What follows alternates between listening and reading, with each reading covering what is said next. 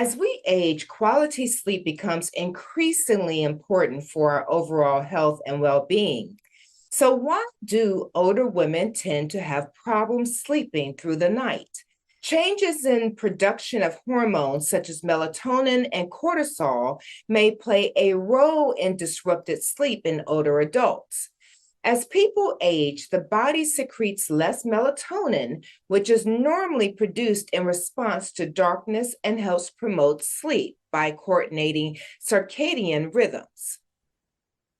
It is crucial to make sleep a priority as it directly impacts cognitive function, emotional well being, and overall health. Here are a few tips to improve your sleep quality. Tip number one, establish a consistent sleep schedule. Going to bed and waking up at the same time every day helps to regulate the body's internal clock, making it easier to fall asleep and wake up naturally. Number two, create a relaxing bedtime routine. Engage in calming activities before bed, such as reading, listening to soothing music, or practicing relaxation techniques like deep breathing. Number three, design a comfortable sleep environment. Make sure your bedroom is conducive to sleep. This includes a comfortable mattress and pillows, as well as keeping the room cool, dark, and quiet. Number four, limit screen time. Avoid electronic devices such as smartphones, tablets, and computers before bed. You see, the blue light emitted by screens can interfere with the production of melatonin, a hormone that regulates sleep. Number five, watch your diet. Avoid heavy meals and caffeine and alcohol close to bedtime. These can disrupt sleep and make it harder to fall asleep or stay asleep. Number six, stay active. Engaging in regular physical activity during the day can help improve sleep. However, try to avoid rigorous exercise close to bedtime. And number seven, manage stress. Chronic stress can negatively impact sleep. You want to practice relaxation techniques, meditation, or gentle yoga to help manage those stress levels. Now, it's clear that simple lifestyle changes can make a big difference in the sleep quality as we age. Remember, sleep is an essential pillar of good health, especially for women over 40.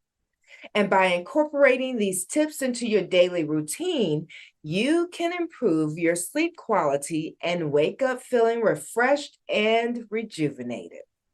Natalie Beazer is an educator, leader, wife, and mother whose 37-year career includes teaching deaf students, developing curriculum, managing international programming, presenting at workshops and conferences, directing university departments, while also taking care of her two now adult sons who are both on the autism spectrum. She's a superwoman. Literally. Natalie has two Bachelor of Science degrees in elementary education and deaf studies, and two master degrees in Master of Special Education with Deaf Emphasis and Master of Education Leadership. In recent years, Natalie has experienced difficulties with her own disabilities, which has restricted her capacity to work. Her husband and she now have established their own trucking business since COVID.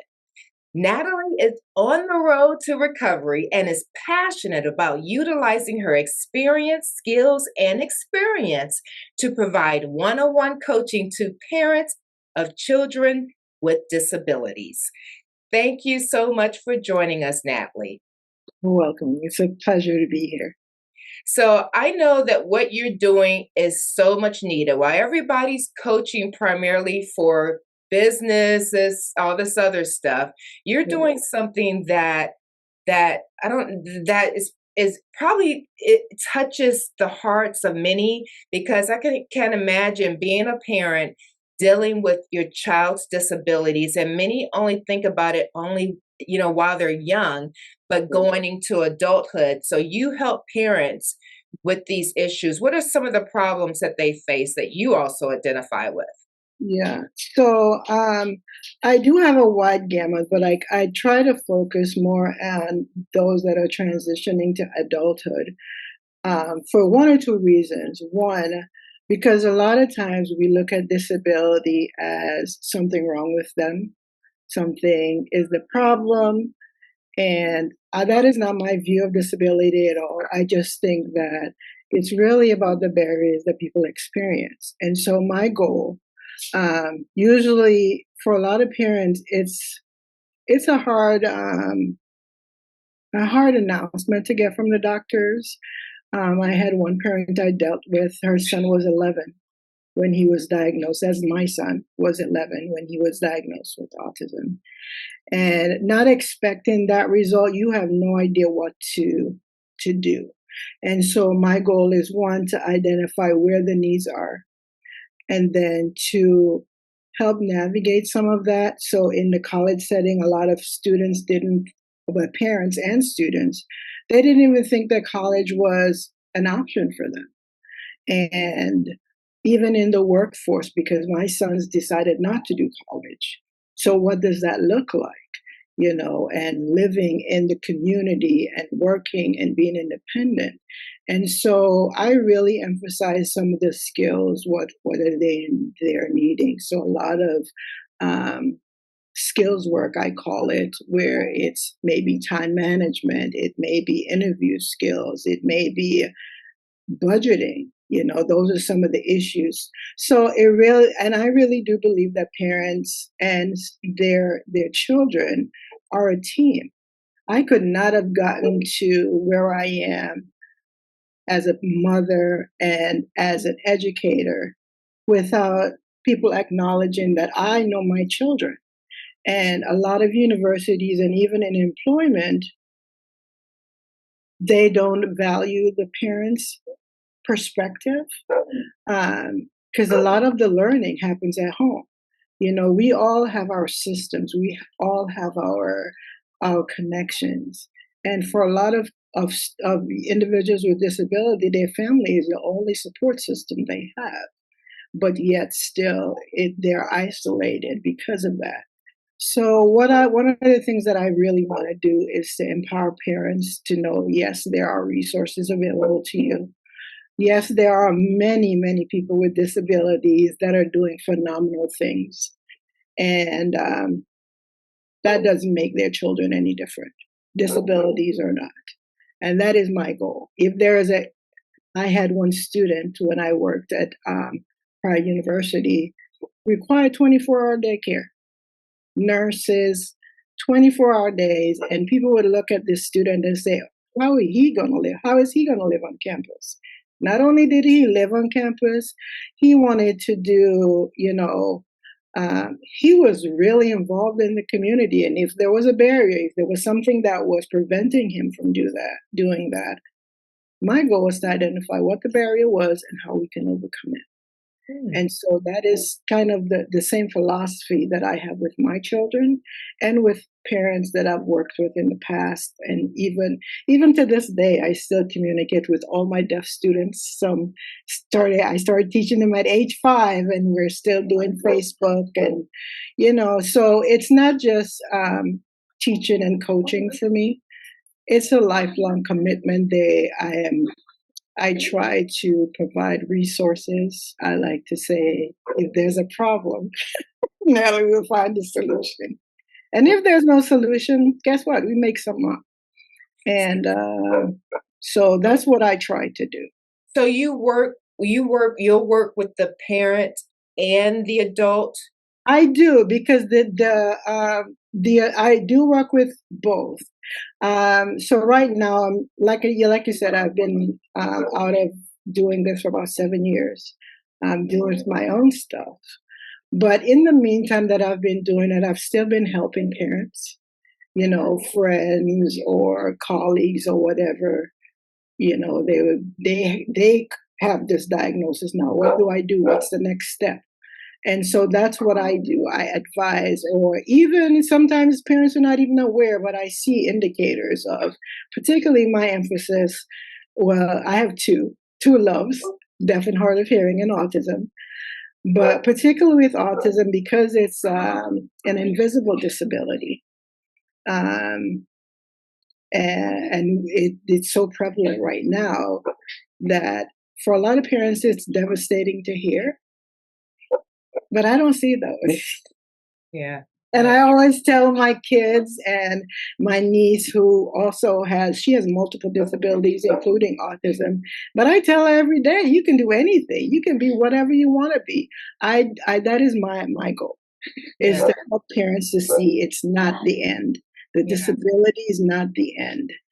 There are so many doing so many things. We just got to find what the kid loves, what the adult loves. A It, lot. it struck me that a coach like you would be really important for a parent who has a young adult or, adult child who has disabilities, older adult, because they're juggling their job, they're juggling their relationship with their mate, several things just like you do. So to have someone like you with the resources and with the experience and you have all the different clients in the past or whatever friends who have Yeah, gone through it, you can take that information and help them cut through a lot of absolutely. problems that they're dealing with a lot sooner.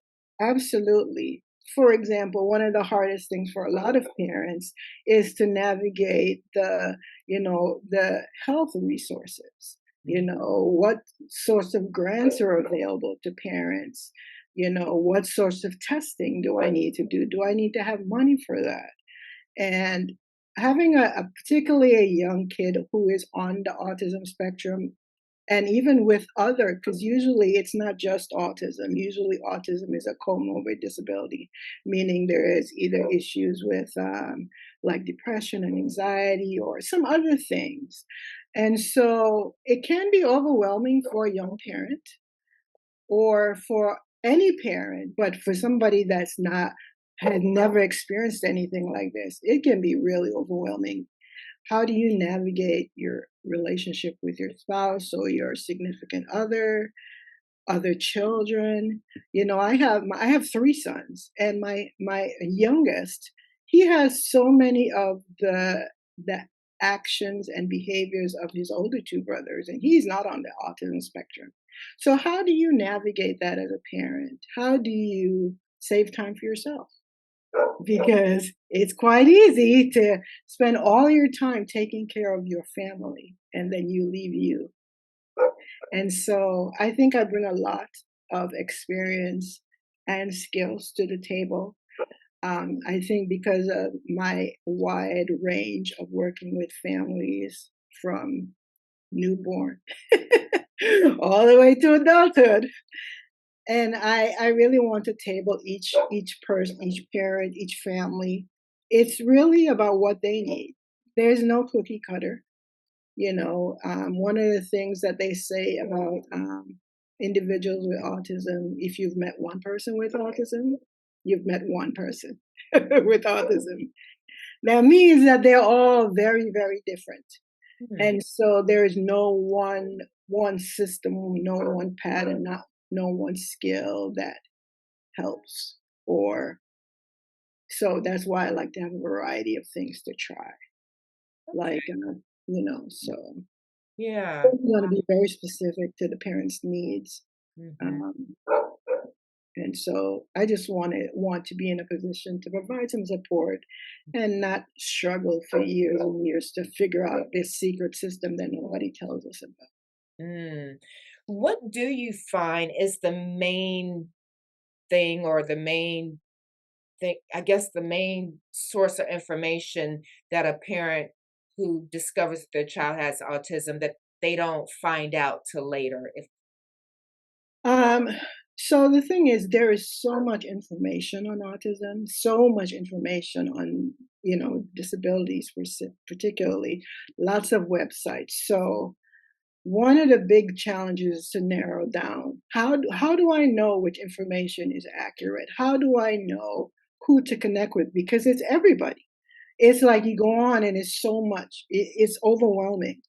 So I help to narrow some of that down because I've been in the field, I know who is doing a lot of technology, who's doing a lot of research. So like Autism Speaks, and I also believe in getting connected with the communities where you live.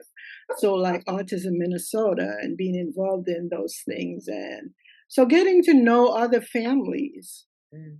which is going to be so important because sometimes you think it's just my kid, you know. I actually went to Antigua, where I'm actually from, in the Caribbean, to do a training for um, parents. And one mom said, my son, he will just take like plastic bags and he will make all these designs. And I think those are so cool, but who like, and I'm like, you got an artist, but people see those things and they're like, oh, they're so distracting or whatever. But I see potential.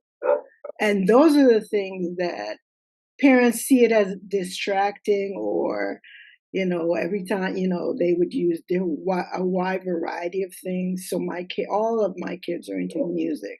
So my middle son, he loved drumming from the time he was born.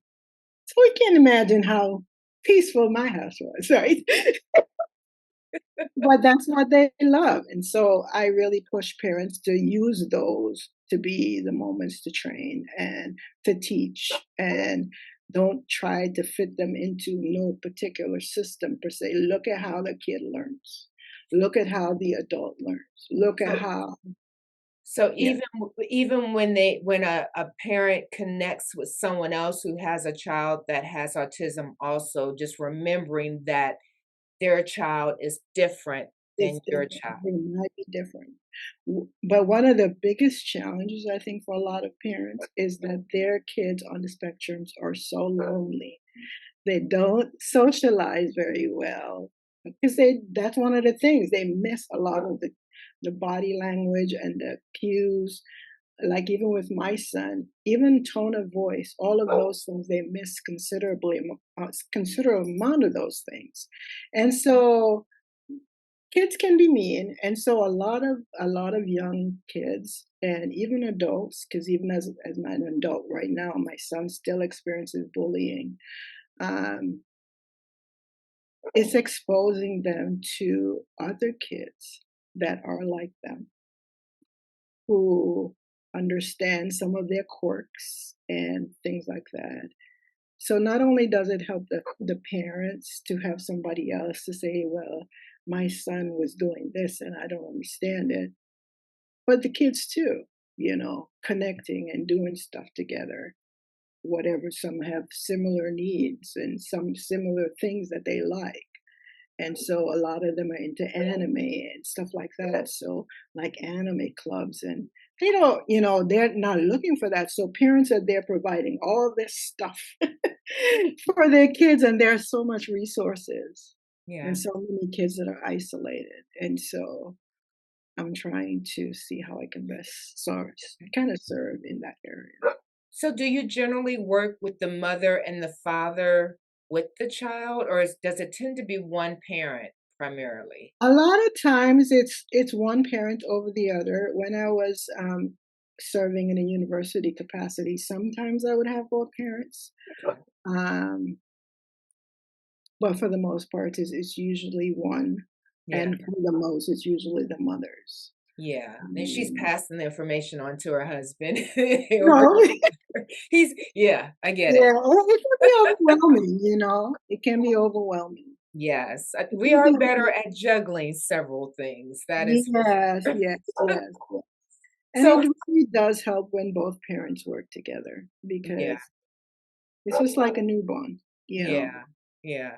Is there anything else before you share how someone could potentially reach you, as a potential client? Is there anything else, a nugget that someone may be watching who's in this situation who isn't sure if they need a coach or want a coach?